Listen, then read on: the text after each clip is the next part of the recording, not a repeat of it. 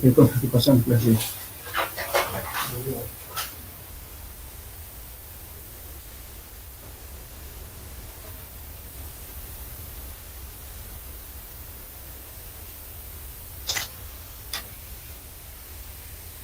Hola, buen día. Buen día, ingeniero. Ingeniero. Buen día, ingeniero. Bien. Buen día, ingeniero. Sí, empezamos con la clase de hoy.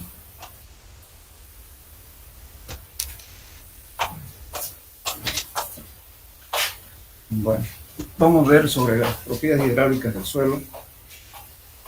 En la naturaleza, el agua siempre está en permanente movimiento, pero siempre dentro del movimiento, ¿no es cierto?, que dentro del flujo laminar y no flujo turbulento. Solamente este caso se da en casos de que sean suelos, o sea, montañas con pendiente abrupta y que sean permeables. Entonces, cuando hay una precipitación pluvial, entonces el agua fluye, ¿no es cierto?, con un flujo turbulento. En casos excepcionales.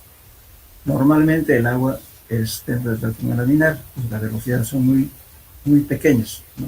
Pero el agua siempre está en movimiento, siempre.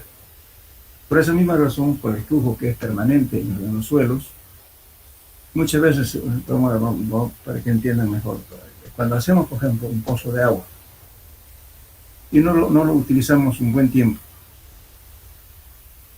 pongamos un año, 2 años, 3 años, 5 años, y lógicamente uno puede creer de que el pozo, como no se utilizó, debe estar totalmente limpio, y sin embargo no ocurre así, sino como no se hizo movimiento, ¿no es cierto? Entonces todas las sales que tienen sulfatos, sales que tiene el agua, empiezan a incrustarse en los filtros. Entonces el agua cada vez va disminuyendo la cantidad, digamos, de penetración por los filtros hacia el pozo. ¿Eso qué implica? Implica lógicamente que el agua está en permanente movimiento.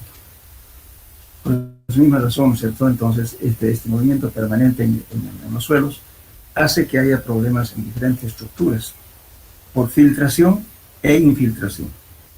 Cuando habla de filtración es cuando el agua sale del suelo hacia afuera. Es una filtración. E infiltración es cuando entra de una laguna y se entra hacia el suelo. Esa es infiltración. Son dos aspectos diferentes. Entonces, lo que vamos a ver en este tema, ¿no es cierto? Las propiedades hidráulicas, ¿no es cierto? Y los coeficientes de permeabilidad que ocurren en diferentes condiciones del suelo. Por eso, pues, si para ver el tema podemos decir, el flujo del agua, que puede tener dos tipos de flujo, laminar y turbulento. En caso de que los suelos, el escurrimiento a través de ellos está generalmente dentro del régimen laminar, en este caso. Dar excepciones en el régimen turbulento se puede dar en casos de gravas dispuestas en laderas, como decía, ¿no es cierto?, con descendientes bastante pronunciados.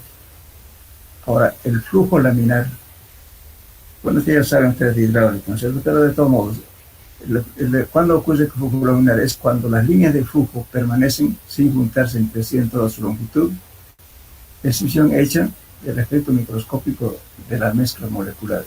El turbulento ocurre cuando la condición anterior no se cumple, como en este caso, sale con mayor velocidad. Bueno, entonces la línea de flujo, o sea, las líneas de flujo son los caminos que recorre el agua. O sea, ¿cierto? Siempre tratando de recorrer la distancia más corta posible. Entonces, por eso dice, la línea de flujo se define como la línea ideal en que cada punto tiene la dirección del flujo, en el instante en que se trató. En todo punto, el vector de velocidad y la línea de flujo serán tangentes. Y entonces, lógicamente, viendo este tipo de problemas que ocurrieron, cuestiones de filtraciones, causado problemas de, qué sé yo, de fallos estructurales, etcétera, entonces Darcy, aplicando su ecuación de la continuidad, determina un método para determinar el coeficiente de permeabilidad. Entonces, lógicamente, para determinar si el flujo es turbulento o régimen laminar, podemos encontrar la velocidad crítica, según Reynolds, que es esta formulita, ¿no? La velocidad crítica es igual a 36, 1 más 0.0337 por T, este T es temperatura en grados centígrados, más 0.0022 por T al cuadrado, 1 sobre D. Este D es el diámetro del conducto del suelo, que es la velocidad crítica. Entonces, esta es la fórmula para poder encontrar la velocidad crítica. Bueno, entonces, como decía, por este problema, digamos, no todos los suelos tienen igual comportamiento de flujo dentro del interior del suelo. Va a depender mucho del tipo de partículas, de la compacidad, etcétera. De eso depende mucho la velocidad justamente del agua, porque en realidad el coeficiente de permeabilidad no es más que una velocidad que recorre el agua dentro de un suelo. Entonces, el flujo del agua a través de los medios porosos es de gran interés en la mecánica del suelo. Nos permite determinar las propiedades de un suelo que presenta al permitir el escurrimiento del agua a través de él, siendo su grado de permeabilidad expresado numéricamente por el coeficiente de permeabilidad, que tiene unidades de velocidad, longitud sobre tiempo.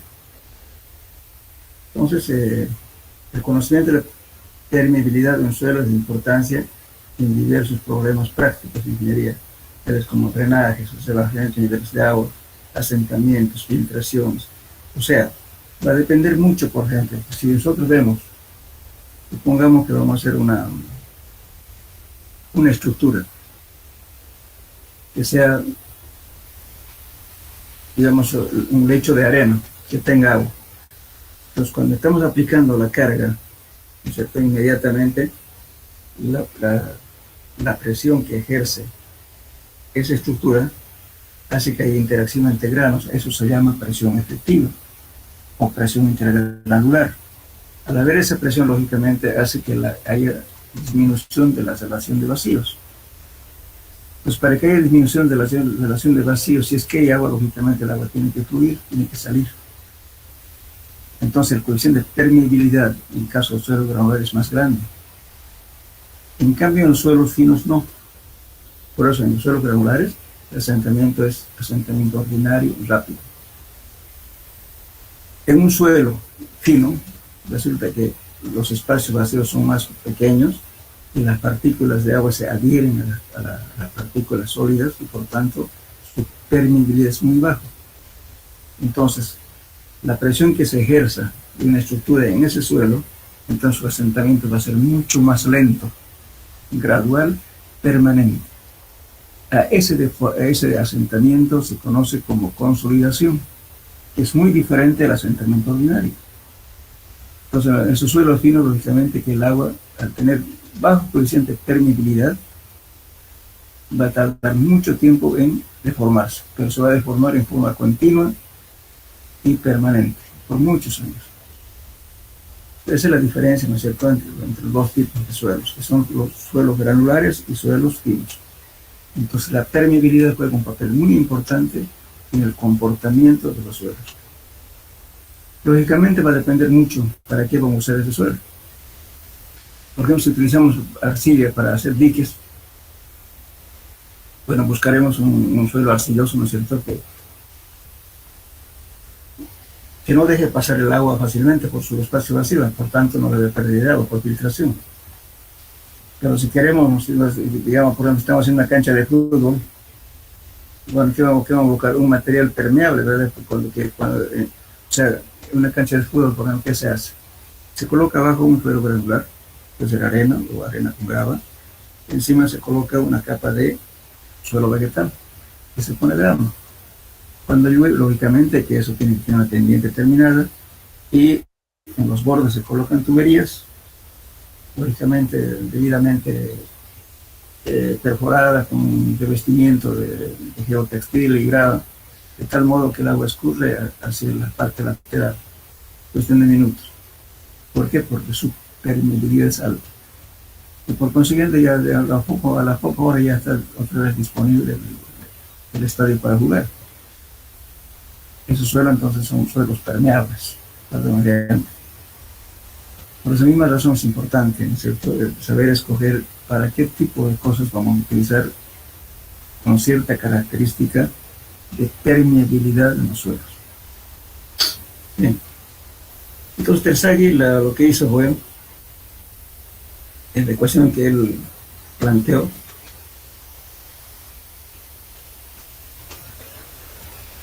en el año 1856, investiga la característica del flujo del agua a través de filtros formados por materiales térreos, ¿no?, digamos, de la figura. Entonces se basa justamente en su ecuación.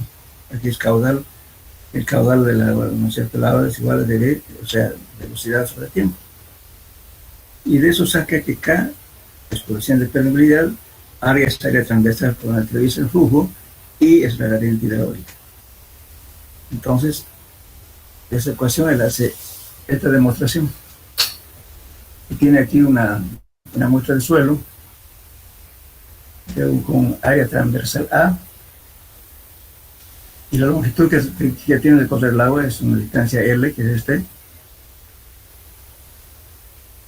y entonces el agua, ¿no es cierto?, para que el agua tenga movimiento tiene que haber pérdida de carga.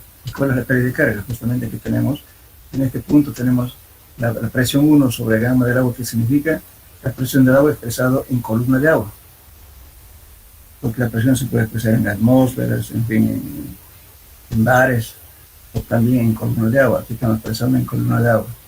Presión entre debido al peso específico nos va a dar una fuerza. Bien, aquí tenemos la presión 2. Entonces, lógicamente, y la pérdida de carga, ¿cuál va a ser? Esta altura H1 más esta altura H2, que está aquí, que es la gradiente, la pérdida de carga. Si este valor lo dividimos entre esta longitud de recorrido, tenemos la gradiente hidráulica, que es esto. Bien, entonces, basándose en esta ecuación, justamente Tarsi hace su fórmula para determinar el coeficiente de permeabilidad.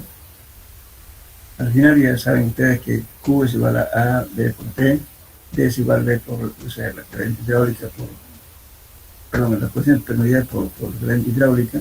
Reemplazando estos valores vamos a obtener este valor. K sub T, que quiere decir el coeficiente de permeabilidad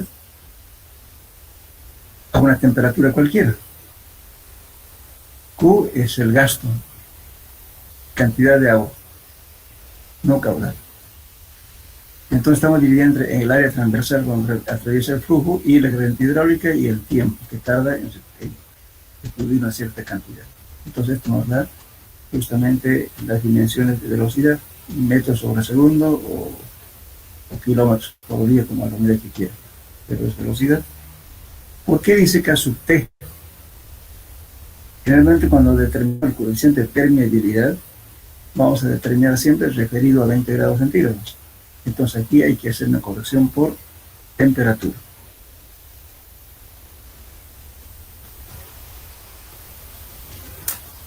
Y para correr por temperatura tenemos lo siguiente.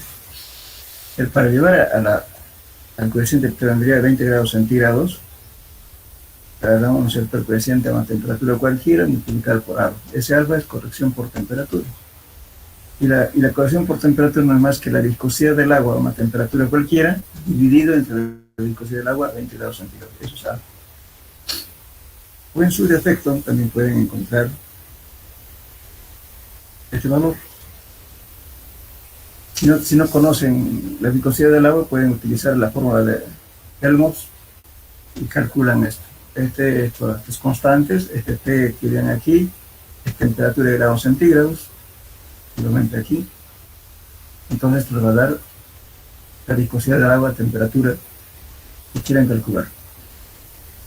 Bien, la otra, ese alfa que estamos viendo, también se puede encontrar mediante esta abajo. Ya tienen 20 grados, o sea, la temperatura que tienen aquí, y encuentran llegan a esta curva, supongamos por 25. Esta curva vengo aquí y tengo un coeficiente de corrección por viscosidad. Pues aquí es el coeficiente de viscosidad, entonces determino este valor. Con eso afecto a esta ecuación que estamos viendo aquí. Aquí K sub 20. Acá, K sub 20. Ese alfa es este. Podemos determinar por este método, si quieren, o bien por esto. Alfa viene a ser, repito, la viscosidad del agua a temperatura cualquiera y viscosidad del agua a 20 grados centígrados. O bien, si no conocemos este valor, aplicamos esta fórmula y luego vamos a encontrar la viscosidad de agua a la temperatura deseada. Entonces, para hacer la corrección o en su defecto, si no tenemos, supongamos que sea unos 23, digamos, entonces interpole y se encuentra este valor alto para corregir. Fíjense aquí que a 20 grados centígrados, ¿cuánto es la temperatura de corrección? Es 1. A menos temperatura, la corrección es 1.1, o sea, más viscoso, aquí es menos viscoso. Bien, entonces de esa forma calculamos el coeficiente térmico referido a 20 grados centígrados. Ahora, para poder determinar el coeficiente de permeabilidad hay varios métodos. Entonces, uno de ellos, por ejemplo, tenemos métodos directos y métodos indirectos. Dentro de los métodos directos tenemos el termiómetro de carga variable, termiómetro de carga constante y prueba directa de permeabilidad de los suelos en sitio. Ya, enseguida vamos a ver, aquí van a colocar dos métodos más que les voy a poner como investigación, porque aquí no están. El método de Leuillon y el método de Lefranc. A ver.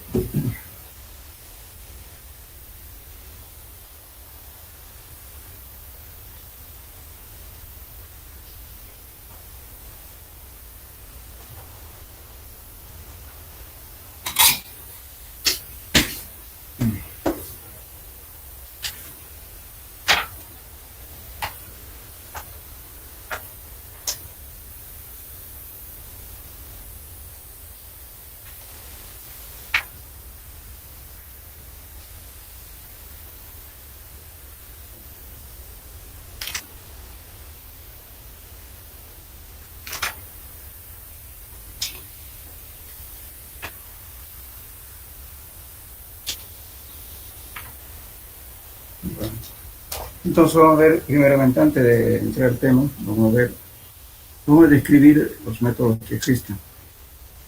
El método que más en la práctica se utiliza es este método.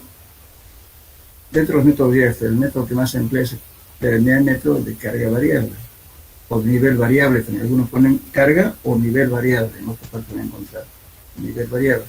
Aquí tenemos el método de carga constante o nivel constante. Este es el que más se utiliza, este método. Este método es para cualquier tipo de suelo.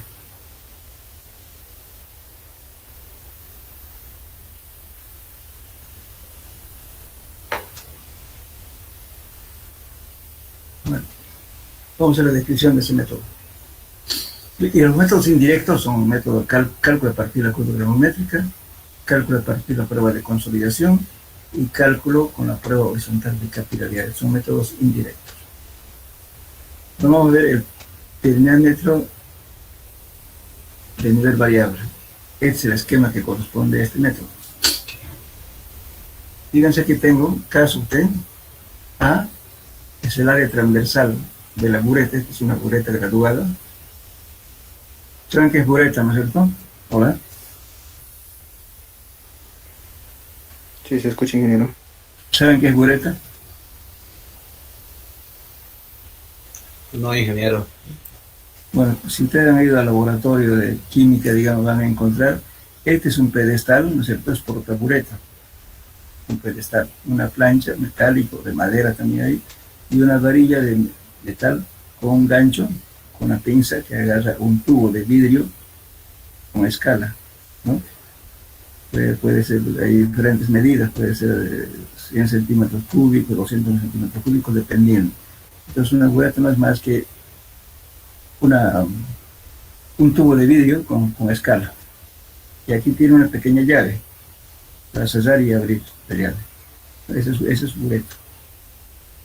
Bien, entonces tenemos una bureta aquí, un porta bureta, y tenemos una bureta aquí.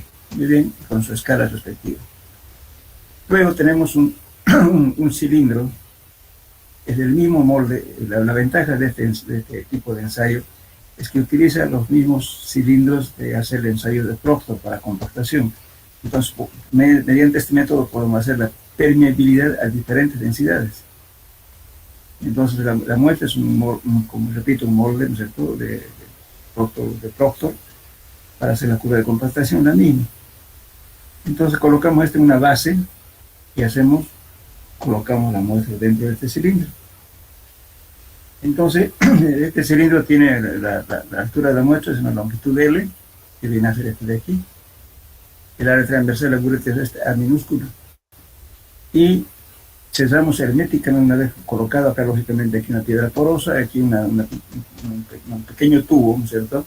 Y su llave y una válvula para permitir salir el agua acá.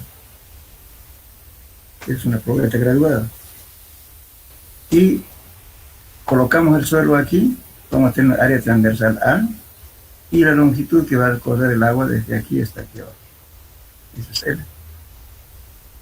Bien, entonces tenemos también acá una manguera de goma que viene con la válvula que está aquí. Este es una válvula y un tubo que conecta justamente esta manguera de goma. ¿Para qué? Para que el agua ingrese por aquí y salga por acá. Pero previamente al ensayo, una vez que colocamos la muestra, tenemos que saturarla. Si no hay saturación, no hay flujo. Pero la primera condición es que tiene que estar saturada la muestra. Entonces, para saturar, ¿qué hacemos? Pues le ponemos el agua en esta bureta, le dejamos que el agua ingrese por aquí. Y para acelerar la saturación, también esta probeta, como tiene aquí una piedra porosa, tiene una válvula aquí. Entonces abre la válvula y se coloca en un recipiente el termómetro con la muestra. Entonces el agua va a subir por capilaridad hacia arriba y el otro va a entrar de arriba hacia abajo. De tal modo que sea el menor tiempo posible para poder saturar el suelo. Es importante eso porque en arcillas a veces la saturación puede durar 15 días o más. En cambio, en suelos granulares la la saturación dura pocos minutos. Entonces, por eso es importante siempre saturarlo, en el caso de las arcillas, de ambos lados. Colocando un recipiente con agua, se lo coloca el perímetro en el agua y el agua ingresa por aquí y también entra por acá. O sea, ganando tiempo en la saturación. Y además esta cosita tiene esta tapa de acá que se cierra herméticamente para que no haya pérdida de agua. Igualmente la base, la piedra porosa y con aquí está dentro de un cilindro metálico, ¿no? También está herméticamente cerrado. No tiene que escapar ni una gota de agua. Y aquí tiene una pequeña válvula aquí, como ven acá. Es una válvula de aire. O sea, un tubito que se pone cuando está saturando, ¿no es cierto?, el suelo. Lógicamente que el agua tiene espacios vacíos. Tiene aire atrapado en los poros. Entonces, cuando es ocupada por agua, lógicamente el aire sale. Entonces, para darle cabida a la salida del agua es este tubo. Entonces, el agua sale por aquí. Perdón, la burbuja de aire sale por aquí. Bueno, de ese modo hay que saturar completamente el suelo en este cilindro o el permémetro que llamamos aquí. Una vez que esté saturado, entonces procedemos al ensayo. Una vez que esté saturado, entonces lo primero que se hace es cerrar esta válvula para que el agua ingrese totalmente aquí, esté ocupado hasta acá. En ese momento, ¿no es cierto?, ya tomamos un punto de referencia y medimos la altura H1, que viene a ser este de aquí. Y ponemos el cronómetro en 0. Luego abrimos esta válvula de aquí para que el agua salga por acá. Y vamos controlando el tiempo, cuántos minutos va a tardar o segundos en bajar hasta una cierta altura. Eso lo voy a llamar H2. Entonces cierro la válvula y marco H2. Entonces aquí está el H2. Entonces, para hacer las pruebas generalmente siempre se manejan estos niveles constantes. Por eso es importante cuando se está haciendo el ensayo, que hay solamente un observador. Siempre se toma tangente a la burbuja. Entonces aquí vamos a tener H1 y también vamos a tener H2. Aquí tenemos ya el logaritmo natural de H1 sobre H2. Y este T es el tiempo que tarda en escurrirse esa cantidad de agua, desde aquí hasta aquí.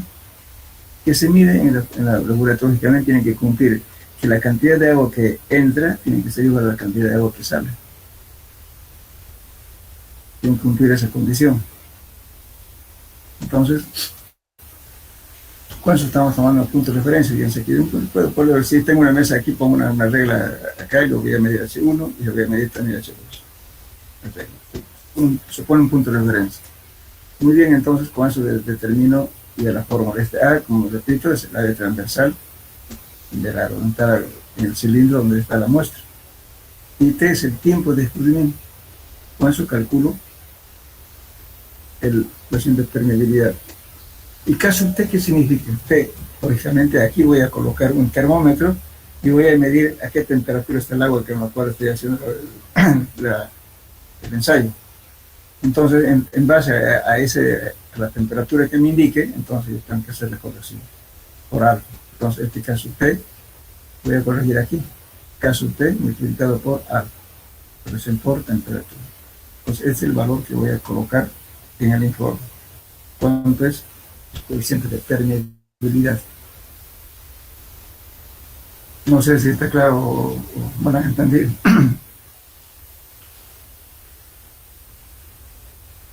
Lo que hay que tener cuidado.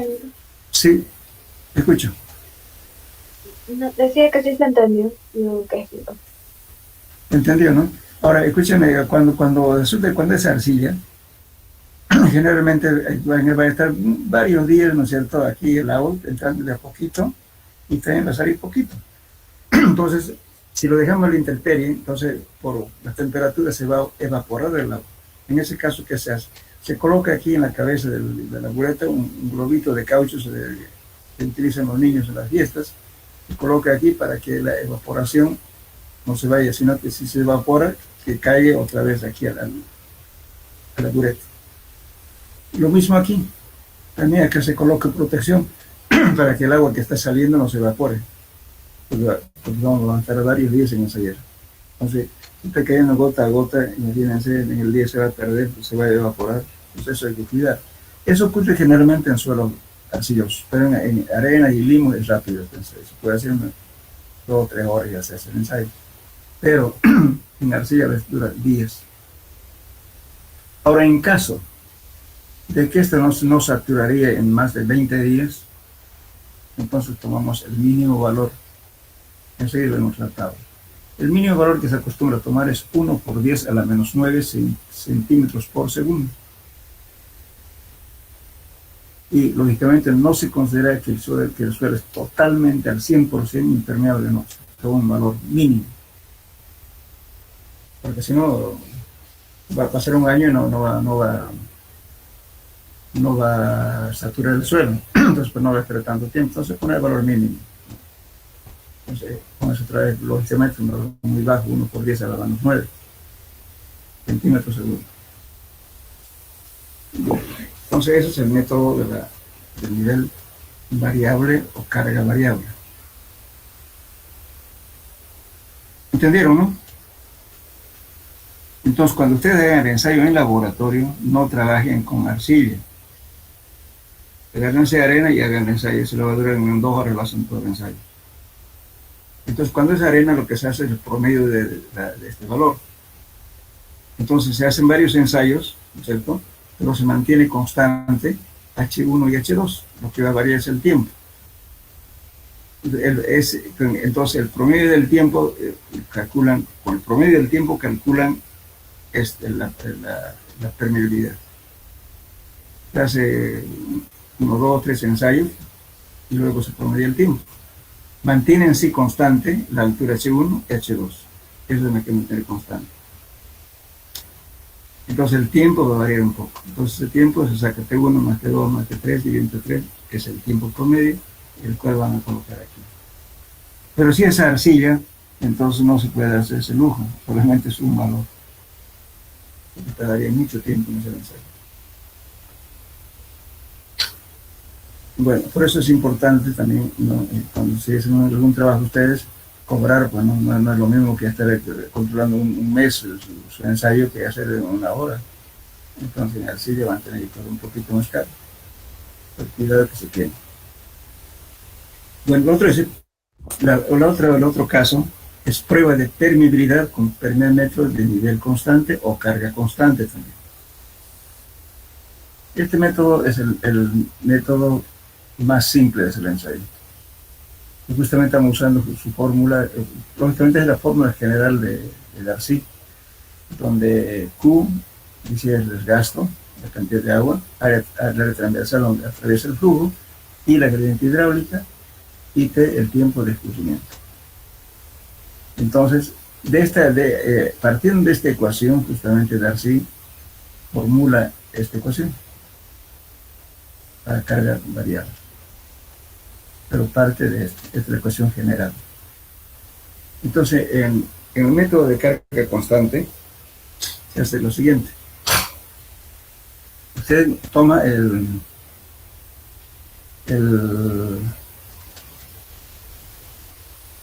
¿cómo se llama este ensayo? ¿Por qué se llama carga constante? Puede haber este modelo o este modelo. Hay varios modelos para hacer, pero el principio es el mismo. Es el método más simple. Si ustedes quieren, pueden hacer con tubería de desagüe pluvial. Entonces, ¿qué hacen aquí? Aquí el agua donde va a estar el nivel constante, lógicamente esto van a alimentar con un grifo permanente, por eso se llama carga constante. Entonces aquí van a colocar un grifo que permanentemente va a mantener el nivel de agua. Y aquí colocan la muestra. Aquí está la muestra. Que tiene un área transversal A, que es este de aquí, y L es la distancia que recorre la partícula de agua desde aquí hasta aquí. Eso es L. ¿Para qué es L? Para encontrar la gradiente hidráulica. Y entonces I va a ser igual a la diferencia de alturas, en este caso H, Así que viene a ser, aquí está en este nivel y aquí está en otro nivel, el agua está saliendo por aquí y aquí una probeta que está recibiendo esa agua que sale. Entonces aquí vamos a ver, ¿no es cierto? Aquí no podemos decir que la cantidad de agua que entra, igual que sale, no podemos medir eso. No, aquí está, el agua está permanentemente rebasando acá. Entonces solamente se toma en cuenta la altura, la diferencia de altura del nivel de agua con respecto al nivel de agua que está aquí en la otra salida. Y se pone una probeta graduada aquí. Entonces medimos el tiempo que tardó en reunir esa cantidad de agua que se mide aquí. Entonces este Q es eso, gasto o cantidad de agua, no es caudal. A es área transversal, repito, de la muestra que está aquí, y la gradiente hidráulica, que es este H, la diferencia de alturas, dividido entre esta longitud del recorrido. P es el tiempo que tardó en reunir una cierta cantidad en este recipiente. Es una probeta graduada. Y la temperatura también lo hacemos lo mismo. Ponemos aquí el termómetro y medimos la temperatura para hacer la corrección y llevarlo acá a sub 20.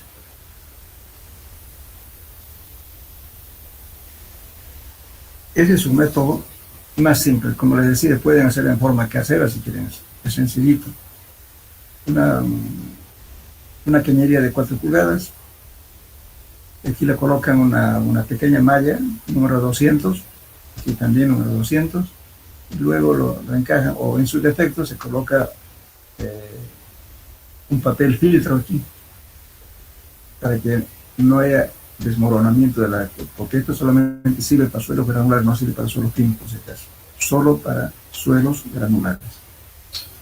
Entonces, para que no haya, si estoy metiendo agua por aquí, entonces lógicamente esto se va a desmoronar, y tal vez también aquí si hay finos, entonces va a llevar también aquí. Entonces, se coloca en ambos extremos, se coloca un papel filtro o una malla infinito, para que no haya acarreo de finos. Entonces el agua está entrando por aquí y está saliendo por aquí y recibe el agua por acá. Este es equipo sencillo, fíjense, como les repito, pueden armarlo si quieren con aquí un codo, aquí otro codo y una cañería aquí que lo van a medir. Es sencillo, ¿sabes? Pueden hacer en forma casera. Lo único que mide que vamos a hacer simplemente saber esta longitud de recorrido, el diámetro de donde está colocada la muestra, y el A es el área transversal, se lo calcula cuánto mide el tubo, se lo calcula el área digamos, del cilindro del tubo que viene aquí, que es esta parte de acá, área transversal. Y tiempo es el tiempo que tardó en salir una cierta cantidad de agua que hemos controlado aquí. Esta es una probeta graduada y saben exactamente qué cantidad de agua salió. ¿Qué es esto?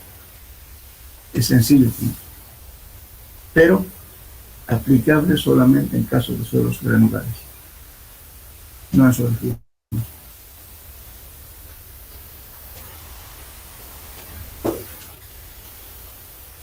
Lógicamente también le puede calcular, y aquí vamos a hacer también la corrección. K sub 20 va a ser igual a KT, este K que estamos calculando mediante esta fórmula, multiplicado por a veces corrección por viscosidad, debido a la temperatura.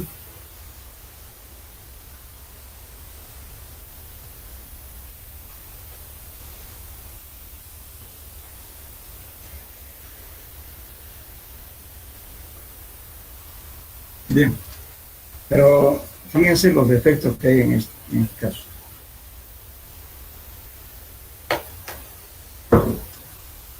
Uno, el aire englobado en la muestra, o sea, la cantidad de aire que puede tener aquí en la muestra. La gradiente hidráulica, ¿por qué? Porque justamente esta gradiente, o sea, el escurrimiento de esto es liso. En cambio, en la realidad, en el terreno, tiene rugosidad. Entonces el agua también, o sea, el agua es agua potable, pero a veces el agua en el lugar es diferente. Entonces por eso no es, o sea, no es tan igual, digamos, ¿cierto?, como ocurre en el sitio. Y también la muestra se presenta, o sea, muestras representativas, puesto que la permeabilidad varía de trecho en trecho, o sea, una parte puede estar con mayor densidad, otra con menor densidad, otra de las fallas. De repente tiene aquí unas partículas, ¿no es cierto?, que se grava, digo, arena con grava. Las gravas generalmente van a estar echadas, ¿se cuenta? Entonces el flujo horizontal va a ser mayor que la vertical. Hay una serie de cosas, ¿no es cierto?, que es lógico, pero lo que estamos obligando en el laboratorio es tratar de hacer algo que se parezca a la realidad.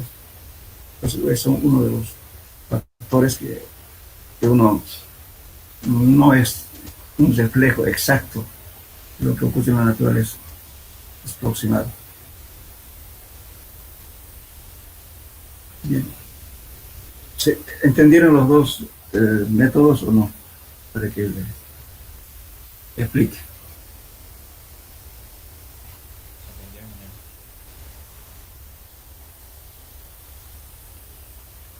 ¿Se entendió? Se entendió, ingeniero. Ya. Ahora vamos a ver las pruebas de permeabilidad en sitio, pero antes de eso le voy a explicar la tarea que van a hacer. Anótenlo, por favor.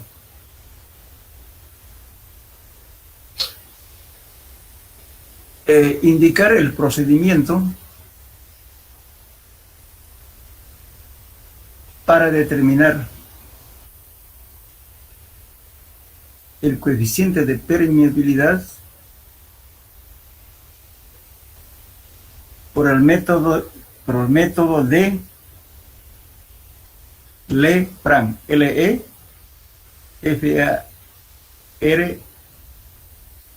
Lefranc, como sea, son dos palabras.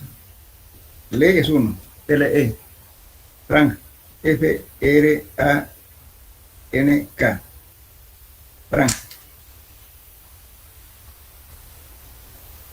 Este método se emplea más que todos los ensayos en sitio, en el lugar, en terrenos no alterados. Eso se utiliza para suelos granulares, en el sitio. Ingeniero, era el procedimiento para determinar el coeficiente de permeabilidad por el método de Lefranc.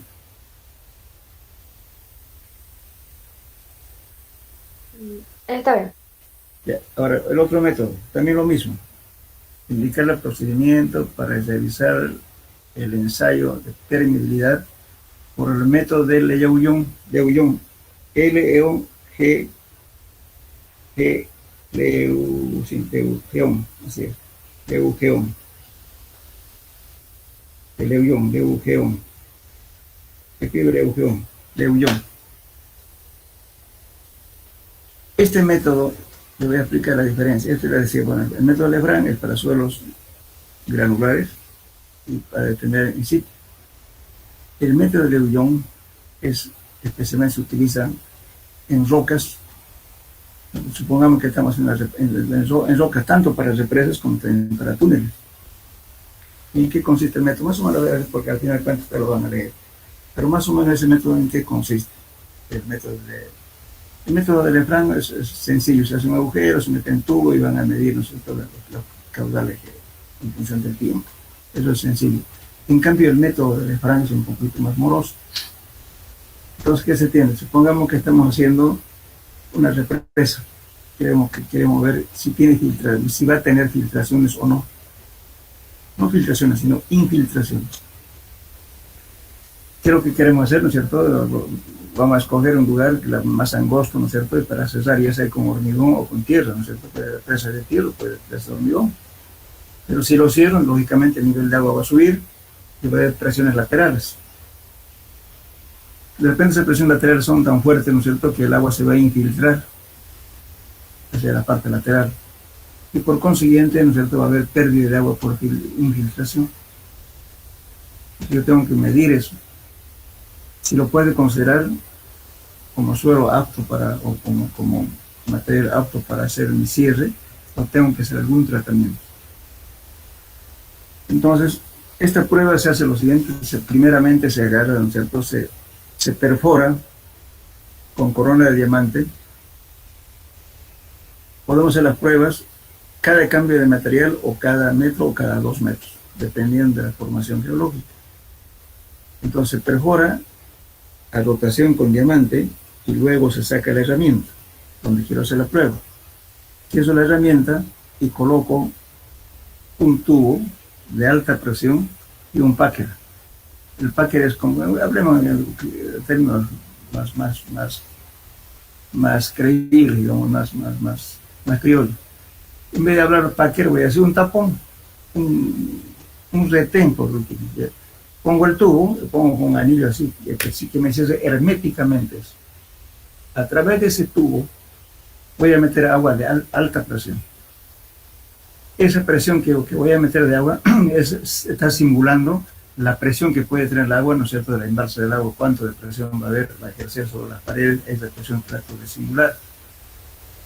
Entonces voy a meter el agua, ¿no es cierto?, a través de un tubo o una bomba de pistón, no una bomba centrífuga. La bomba centrífuga es aquella bomba, conocen la motobomba, ¿no es cierto? La motobomba que es una hélice que con la espalda del hélice da golpes, ¿no es cierto? Y eso que hace que bombee. En este caso es pistón, tipo inflador. Entonces eso usted lo puede regular alta a las presiones que quiera.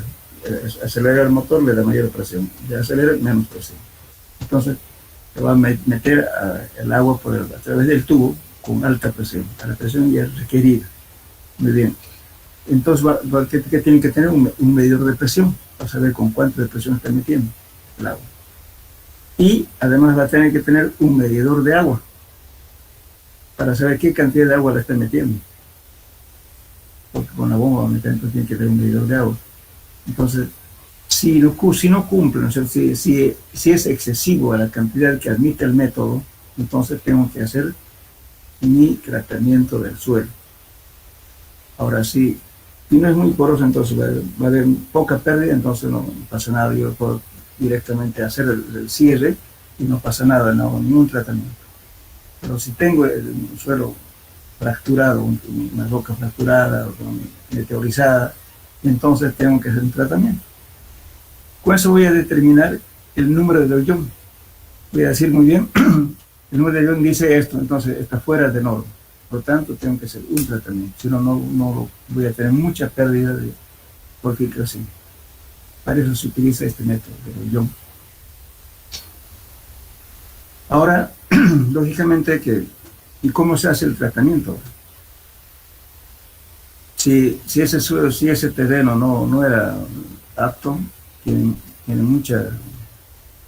mucha fisuración, entonces voy a hacer agujeros, se hacen tanto agua a la izquierda, a la ribera a la izquierda, a la derecha, y también en la parte central, porque los estudios se hacen siempre en la parte lateral, en la parte del cierre del vaso de agua, ¿no es cierto?, y también en ambos extremos. Voy a hacer, no siempre va a ser uno, puede hacer unos 3 o 4 o 5 ensayos. Entonces, si veo que tiene mucha fuga de agua, entonces voy a hacer un tratamiento. Y el tratamiento simplemente se hace el agujero, también con diamante, que si es roca. A través del agujero voy a inyectar lechera de cemento con alta presión. Ahora, si no, también puede echar arcilla desfloculada. La arcilla que lo disperso lo puede hacer como leche, un espeso, algo así. Y luego lo inyecto con bomba de alta presión. De tal modo que cierre los poros, para que no haya mucha fuga. Eso es el tratamiento que se hace, ¿no es cierto?, cuando mediante el ensayo del hoyón le da muy alto, entonces hay mucha filtración, entonces tengo que evitar de que haya filtración, haya pérdida de agua por infiltración. ¿Hay algún comarapeño por acá en el curso? Hola. Hola, ¿me están escuchando? Sí, ingeniero, se escucha. ¿Hay alguien que conozca la empresa de Comarapa? Sí, ¿Conocen o no conocen yo las lo empresas de Comarapa? ¿Ah? Yo lo conozco, ingeniero. Ya, conocen. Entonces, si ustedes alguna vez van por allá, de excursión, de paseo, tengan la curiosidad de llegar al punto de cierre de la represa. y se van a fijar en la parte lateral de ambos extremos, ¿no es cierto? Van a ver agujeritos por ahí en fila. Y justamente ese agujerito, ¿para qué sirvió? Para inyectarle, echarle cemento para que no haya fuga de agua. Se reduzca la fuga de agua. En toda esa parte, en ambos sectores, después del cierre también se hace en la parte, digamos, del cierre también, y luego en la parte lateral de ambos lados. En Comarapa ahí ese huequito se ve, que van a un costado. Los hizo un tratamiento ahí. Y esa represa fue hecho justamente con hormigón compactado con rodillo. Y la única represa en Santa Cruz es ese tipo. No sé si en el interior habrá otro, pero este es hecho con rodillo, compactado con rodillo. Y una represa de hormigón. Entonces, para eso se hizo, porque había mucha fuga en esa zona. Entonces, eso sí sirve para esto. Ahora en túneles es lo mismo. En túneles, ¿para qué los túneles es lo mismo? Podemos hacer un tratamiento, porque muchas veces imagínense hacer un agujero en el cero, y cuando hay lluvia, ¿no es cierto?, va a haber una recarga hidráulica, justamente porque el pliegue de las rocas no siempre es homogéneo. A veces hay estratos lenticulares permeables, así chiquititos, que a veces ni siquiera uno lo puede ver. Pero cuando llueve, lógicamente, el agua que filtra por ahí sale a chorros el agua. Entonces, si tenemos ese tipo de formación, entonces que hay que hacer el tratamiento, porque si no, ¿qué pasaría? Se hace el agujero, entonces, pues, cuando llueve, eso va a ser una lluvia de tal extremo que ni siquiera van a pasar los vehículos. Eso se disminuye, pero siempre se hace justamente en ensayo de Leuillón, cuando se va a hacer un túnel. A no ser que se determine que esa roca es completamente sana, pues no hay problema. Pero a veces no ocurre eso. Muchas veces, ¿no es cierto?, inclusive hay que estabilizar las rocas para que no se caigan como hormigón proyectado. Entonces se coloca en armadura y luego se le da con una bomba, digamos, de hormigón proyectado. ¿Para qué? Para disminuir justamente los efectos daños. Que pudieran caer piedras, como pueden caer excesiva filtración de agua. Entonces hay infiltración, no infiltración, entre el agua al túnel. Por eso es importante hacer estos tratamientos de erosión. Para esos casos, en las represas, por ejemplo, siempre se hace ese ensayo. Entonces ahí lógicamente cuando hagan... yo les comento esto porque una vez un joven que se adjudicó un trabajo en Sucre, como decimos, todo el cálculo, incluyendo estudio de suelo, todo lo demás. Entonces cobró tan barato, no tomó en cuenta justamente de este conocimiento que estoy hablando. En su posición fue mal asesorado, no sé qué pasaría. Pero la cosa que le pidieron justamente en los requisitos estaba hacer el ensayo de Leuillón. Bueno, cuando cotizó el ensayo de Leuillón, no, era harta plata. O sea que ni con todo el proyecto que iba a hacer no iba a alcanzar a pagar justamente ese trabajo de determinación del ensayo de Leuillón, porque había que perforar, creo que alrededor de 25 metros, creo que eran, no sé, y hacer las pruebas, les salía carísimo. Entonces, no sé qué hacer, pues hay que ver, siempre hay que leer bien los pliegos de especificaciones y determinar esas pruebas son caras. Con varias personas han fracasado por ese problema de no saber los requisitos, qué es lo que se tiene que hacer. Siempre es conveniente que ustedes vean. Bueno, la represa ya está bien, aquí lo ven ustedes de roca, pero de repente la roca está fisurada. Entonces cuando hay presión, cuando sube el nivel de agua a subir y una presión tan grande de esa masa de agua, se infiltra mucho y hay una pérdida de agua. Entonces se determina mediante este ensayo de Leuillón. Para eso sí.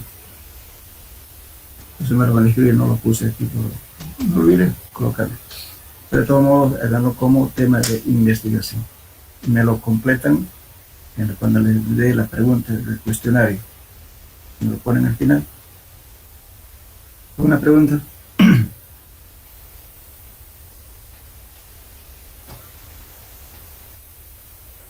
Bueno. Ingeniero, Sí, Entonces, para dar un presupuesto hay que saber pues todo claro, lo que requiere la construcción, ¿no? exactamente. Tienen que saber qué tipo de formaciones te añadan, porque primeramente tienen que saber si usted, imagínese, usted va a hacer 40 metros de altura, digamos, de columna de agua. Imagínese la presión. Entonces el agua se va a infiltrar. Y lógicamente que ahí va a haber pérdida de agua y por tanto no estaba presupuestado ese ensayo. Lógicamente el que se adjudica el trabajo también tiene que saber que tiene que hacer tratamiento, porque esa lechada ya no lo va a hacer el consultor que hace el proyecto, sino lo va a hacer ya la empresa constructora. Entonces ahí, eso son costos caros, no son tan baratos. También es importante una represa por el Chiquitanía pasó lo siguiente. Cuando se hicieron el cierre, la empresa se perdía el agua, pero no era por el cierre, sino justamente en el vaso. El vaso significa, ¿no es cierto?, toda la masa de agua, y había problemas de fisuración y por eso se iba el agua. Entonces el estudio para una represa no es nomás solamente trabajarla en el sitio, sino hay que hacer estudios también en el vaso, porque puede ser que la masa de agua sea tan fuerte la presión que el agua se infiltra. Esa cosa hay que estudiarlo. También tienen que estudiar ¿cómo se llama? La colmatación. O sea, la cantidad de barro o de arcilla que puede traer un turbión, la cantidad de materiales gruesos que trae. De repente trae tal volumen de su material, en pocos años ese peso va a estar lleno de piedras y lodo. Todas cosas se hacen un estudio para la represa. Bien. Ingeniero, ¿cuántos días hábiles es cuando se recibe un contrato para uno tener toda la información? ¿Hay algún día? Pero claro, generalmente, por eso digo, ¿no? Usted hace la conciencia de las cosas. Hay mucha gente que inventa para algunos valores. Por ejemplo, entonces en ese caso, ¿no es cierto? Lo que hay que hacer es calcular, por ejemplo, cuántos días le va a llevar el estudio de suelos. Mínimo va a ser por unos 20 días, tal vez un mes. Hay que ser varios. Generalmente en un lugar donde las represas no son para accesibles, hay que hacer hasta camino para ayudar, porque hay que llevar aquí por año. Y eso es pesado. Hay que hacer accesos. Y más le lleva tiempo. Y lógicamente después todo el asunto del cálculo tal vez sea menos tiempo, pero hay trabajo de campo que es importante como datos para poder calcular la represa. Por lo menos va a durar un proyecto de ese tipo, un medio año tal vez. No es sencillo hacer eso. Los túneles también creen que mucha gente cree que se va a hacer agujero, nomás no es así. Hay que hacer también estudios para tal vez usted llega a una falla geológica, o sea, si es túneles para que pasen los vehículos, de repente se le aplasta el cerro y chao, hay accidente. Hay que tener cuidado con eso. Bien. Entonces, eso lógicamente, y no solamente en el caso de lo que estamos hablando aquí, hay mucha gente que se quiere, creo que ya hablamos así cuando estamos hablando de exploración. Hay personas que no supongamos, por ejemplo, hay un tipo que fue, le voy a comentar eso, en La Paz. Se adjudicó un trabajo grande de los chinos. A mí me invitaron, pues yo puse en precio, porque sabía que allá para entrar a 20 metros de profundidad es porque hay roca, y roca del Huayna Potosí, y esas rocas son duras, cuarcitas, no lo va a poder penetrar sino no, es con diamante, y con diamantes de alto kilataje para hacer eso. Él se agarró, bueno, la cosa que fue allá, un costo, pensó que estaba haciendo en Santa Cruz, una cosita así, y se adjudicó el trabajo.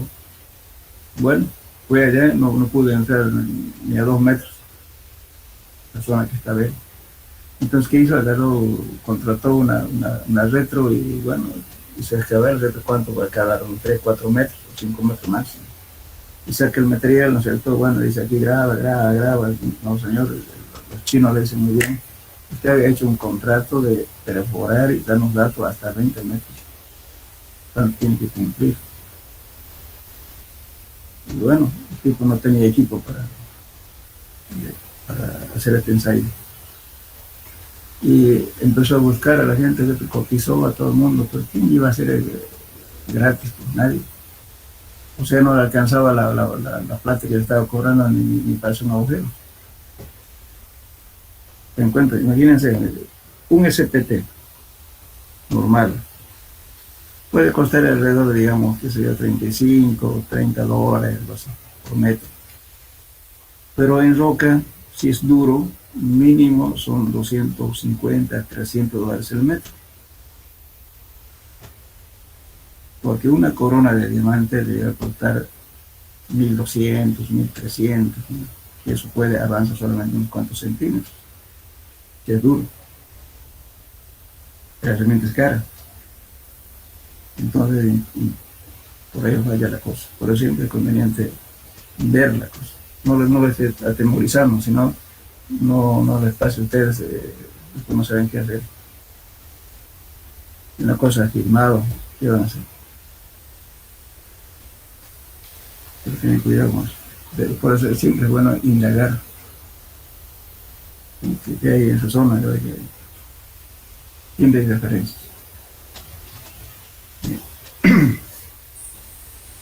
Bueno. Ingeniero, Sí. una pregunta. ¿Cabezas de diamante son reemplazadas? ¿Se gastan o...? No, ya es su pregunta. El diamante es resistente a la fricción, no al impacto. El impacto son los vidrios. El diamante es un vidrio, como un cristal. Entonces, cuanto más duro sea la piedra, la roca que va a penetrar, usted tiene que buscar un diamante de alto quilataje. La diamantina es un diamante artificial que el hombre ya hizo, pero eso es para rocas relativamente blandas, es más barato.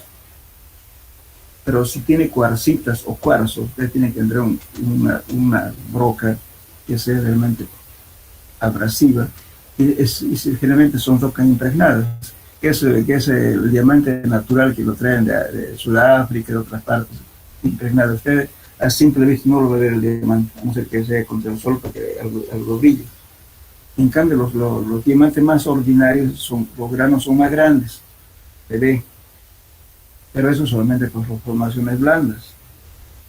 Pero si una formación dura es diamante impregnado, que hay que cuidarlo como a la niña, porque si usted lo golpea con un que ya no sirve, es hierro viejo. Hay mucho cuidado con eso. Y generalmente los técnicos a veces no toman en cuenta eso. No lo trajinan con el beso, hay que protegerlos porque no hay que golpearlo. Si el momento que golpea usted ya lo está arruinando su diamante. Mucho depende por eso es importante saber qué dureza va a tener la roca para poner costos. Y no es lo mismo perforar, por ejemplo, una lupita o una arenisca, por ejemplo, ¿no? Eso es como cortar queso.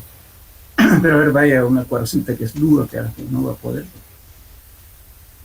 Hay un caso, tronar, y si peor todavía, si usted tiene el operador de la máquina que sea un chambón que no conozca nada, en pocos minutos va a tronar su bloque. Perdido. Así es, muy importante por eso, cuando uno hace un trabajo, traer gente capaz, no trabajar con aprendiz. A no ser que sea arenisca, eso es pichando, pero como son formaciones duras, pegadas, entonces hay que traer gente que sepa. ¿Por qué? Porque tiene que ver la velocidad, la presión que va a aplicar para el corte, en fin. Saber escoger la roca, no es cualquier roca para todos los casos. Pues hay mucha gente que fracasa, ¿no? Se emociona y compra su equipo, que se iba a hacer 2 trabajos y en el tercero ya fregó. ¿Por qué? Porque no supo manejarlo, o sea, no conoce el tema. Bien. ¿Alguna pregunta más?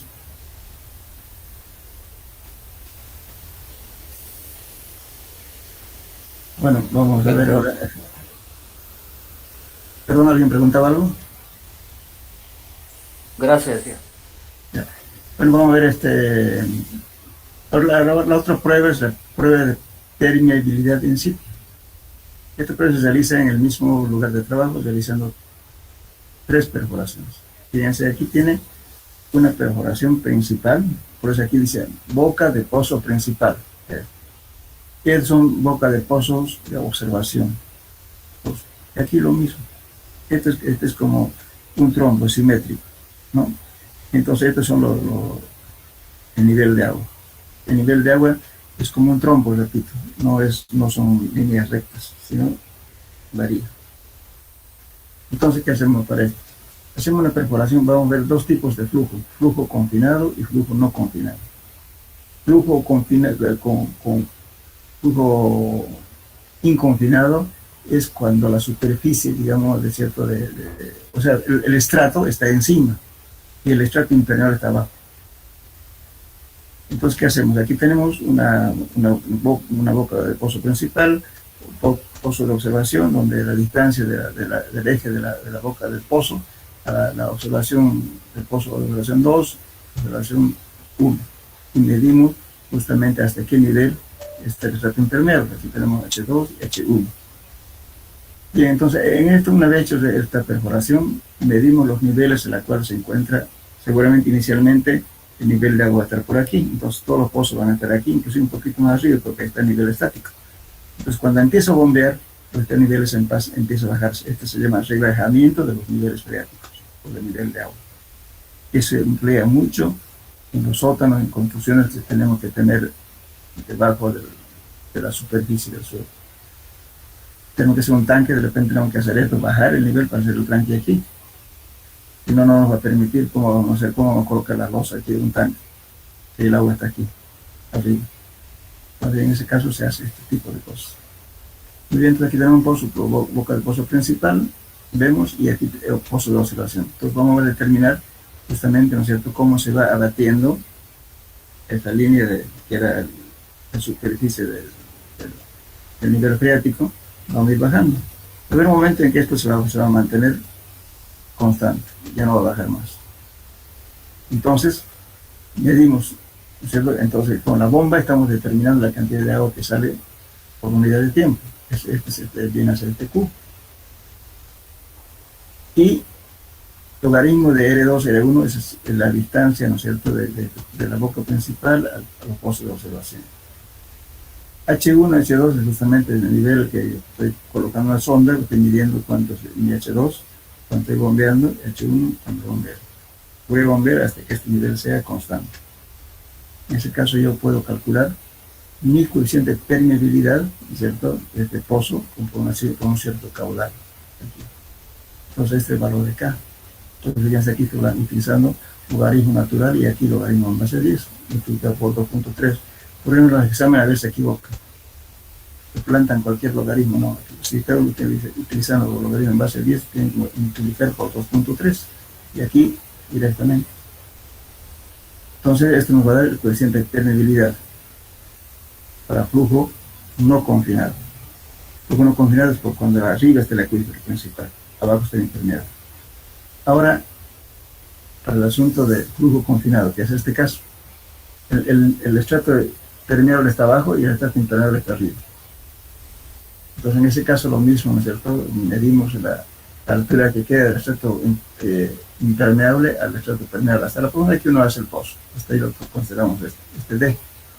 Y H1 es hasta la misma distancia, ¿no es cierto? Este H1 dependiendo de cómo va bajando este nivel. H1, H2. Entonces, para ese caso, utilizamos esta ecuación. Q, 2 pi por D. El D es donde acaba el estrato impermeable a la profundidad que nos perfora en el estrato permeable. Logaritmo de R2 sobre R1, igualmente dividido entre H2 al cuadrado menos H1 al cuadrado. Con eso calculamos el flujo confinado. La ventaja de este flujo confinado, si hacemos pozos de agua, podemos tener surgencia. ¿Y qué es surgencia? El agua sale por sí sola, no necesita bomba. En cambio, el flujo no confinado sí tenemos que usar bomba. siempre. En cambio aquí no. Justamente en Santa Cruz hay varios lugares donde tienen esta ventaja. Okinawa, por ejemplo, en Santa Fe y Apacaní, en Aguaís, San Pedro, Chané, en la zona que hace un agujero bien hecho, el agua va a salir solo. Es este caso. Encima está el estrato impermeable y abajo está el estrato permeable. Lógicamente hay que tener cuidado al hacer el pozo, de tal modo que no se sobrepase. Si pasamos mucho de repente por aquí en un acuífero malo, entonces el agua en vez de salir para arriba, va a salir para abajo. Entonces, ¿por qué ocurre eso justamente cuando hacemos una línea de presión? Imagínense ustedes una inclinación que venga así. Lógicamente a veces es imperceptible, ¿no? Porque viene de mucha distancia. Entonces, ¿qué pasa? Todo el estrato impermeable está encima, pero todo el estrato permeable está abajo. Entonces, le hago un agujero aquí, ¿no es cierto? Si el nivel de agua está acá arriba y hay un agujero más abajo, ¿qué va a pasar? Por diferencia digamos, de alturas, el agua va a tender a salir a la misma altura que estaba en otro punto. Eso es lo que da la surgencia, el agua sale solo. En Okinawa, por ejemplo, ¿no? Los japoneses tienen para su sembradío, todo lo demás tienen surgencia. Por eso les sale económico tener agua. Porque para su chaco agarran para fumigar, por ejemplo, ¿cierto? Se hacen un pozo y bueno, inclusive le ponen una llave de control para que no pierdan un chavo, porque todo eso sale día y noche. Le ponen una llavecita para que solamente la abren para que salga el agua cuando yo necesito. Tienen este tipo de formaciones. Por eso tienen criadero de peces, camarones, todo lo demás, porque por tener agua es gratis, ¿no? Porque el agua sale por sí sola. Bien, para terminar lógicamente que estos rebajamientos de los niveles, ¿cierto? Tiene su límite. Eso se llama radio de influencia. Si yo tengo otro pozo por acá, se pueden superponer estas líneas. Entonces yo puedo calcular el radio de influencia. El radio de influencia, según Sichar, es R 3000 H menos HC por raíz cuadrada de coeficiente de permeabilidad. ¿Y qué es H? Altura de nivel de agua en el pozo de observación hasta el estrato impermeable. Entonces, teniendo de este pozo de observación, H hasta.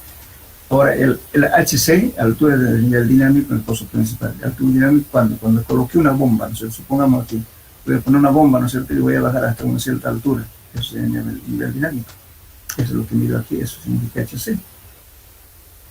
Y, lógicamente, coeficiente de permeabilidad tengo que conocer, por cualquier método, tengo que conocer cuánto es el grado de permeabilidad, y con eso voy a calcular mi radio de influencia, hasta dónde me voy a influir ese abatimiento que estoy queriendo calcular. Eso es importante porque si ustedes hacen pozo de agua muy cercano, entonces se van a superponer estas líneas, digamos, ¿cierto? Que se llaman abatimiento de los niveles. Entonces, de repente, estoy quitando el agua al vecino, ¿no es cierto? Entonces me van a querer hacer el costo, digamos, de la producción de agua.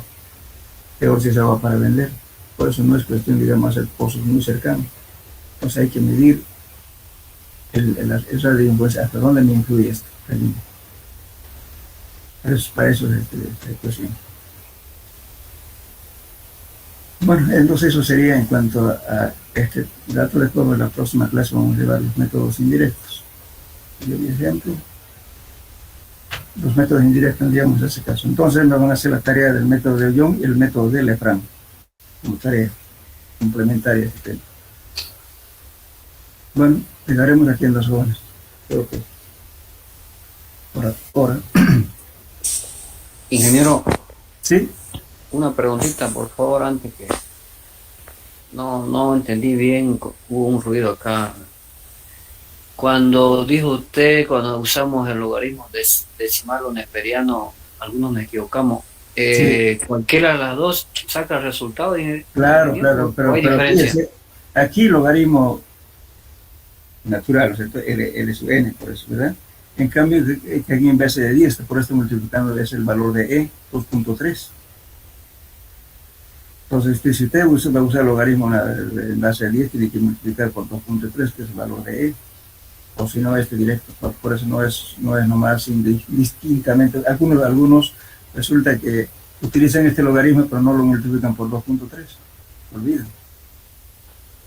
Pues tienen que saber cuál de los logaritmos van a utilizar. Y sacan el mismo resultado. El mismo resultado. Aquí no está afectado por 2.3, aquí sí, fíjese. Muy bien, ingeniero. Eso era que hubo Ese. un pequeño ruido acá en mi casa, Sí. justo cuando Ese. explicaba usted. Esa es la que siempre hay que tener por cuál ecuación van a usar ustedes y cuál logaritmo. ¿Sí? Por los dos les va a dar lo mismo, pero hay que tener cuidado de cuál logaritmo vamos a usar. ¿Ya? Bueno, entonces nos veremos en la próxima clase. Perdón, ¿ya dio fecha de examen usted? Todavía no quiero terminar un poco más, avanzar un poco más. ¿Ya? No es la fecha. Gracias. Les voy a dar la otra pregunta del cuestionario para que vayan estudiando la parte teórica como repaso. ¿Ya? Vamos a hacer ejercicio, no se preocupen, vamos a hacer un ejercicio de todo. Posiblemente en un examen sea una parte, la otra parte. Pero en realidad, fíjense, todos, creo que es el capítulo 3, ¿no? Donde han hecho su formulario, eso, fíjense, aplicación de eso. Eso es bien suelo. Hagan su formulario bien hecho y no hay problema. Todas las formas son cosas. Ya. Bueno, quedemos. Ingeniero, perdón, estamos en la unidad 7. ¿Hasta qué unidad es el primer examen? Mire, yo normalmente termino toda la parte teórica hasta la parte de computación, hasta ahí. Pero de ahí el examen lo podemos ver la primera parte y después la segunda. Por eso casi todas las ecuaciones que estamos viendo en ya ustedes ya lo conocen. Entonces, vamos a tratar de hacerle 2 exámenes de la primera parte, de repente hasta aquí, no sé, y el otro de la segunda parte. Muy bien, gracias. O vamos a hacer, sí, ejercicios, ¿no es cierto?, de todos los temas. Bueno, pues lo que sí, para hacer la parte práctica, hagan su formulario, pues si pregunten, no vengan nomás a ver lo que estamos resolviendo el problema, así no van a aprender. Participen. Bueno.